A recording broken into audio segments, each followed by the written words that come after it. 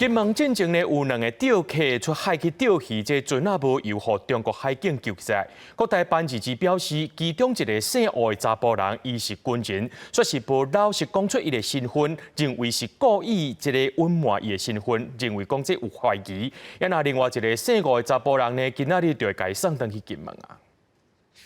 我嘛是就爱2个当这大。不要紧，你免烦恼，我跟你讲吼。烦恼甲一直流目屎，金门姓吴、姓吴的查甫人，2个人17出海钓鱼失联。 18号中国海警找到，煞滞留正1天，家属着急伫等待，希望2个人赶紧回来。国台办新闻发言人陈明华日回应，讲对这2人有予因医疗救助甲人道关怀，佮予因敲电话甲亲人报平安。不过姓吴的查甫人是军方现役人员，无照实说明身份，而且有偏做虚假职业，有意隐瞒。有关部门需要进一步了解状况。姓吴的查甫人伫日会送伊回去金门。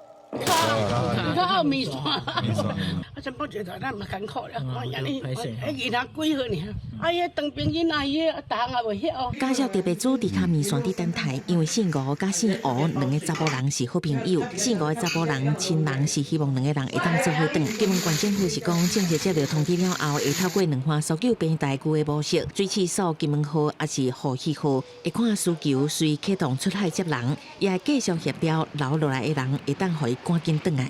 有一些程序啊，所以还需要一点时间。但是这个大陆方有说他们会这个就是善待然后。近期在金马外海发生多起两岸人民的意外事故，两岸政府都在第一时间全力抢救，不放弃任何援救的机会。不管当事人当下所从事的行为是否合法，我们都以拯救生命为首要任务。 海基会日召开党干事会议，董事长李大为致辞时阵特别提起金马海峡事件，强调人道考量绝对是首要的原则。相关的责任是谁，拢有待司法机关的调查，相信最后会当透过沟通协调解决。呼吁中方顾虑是百姓人民优先，个别你死我活的争斗方式，追求互相成就的合作关系。记者综合报道。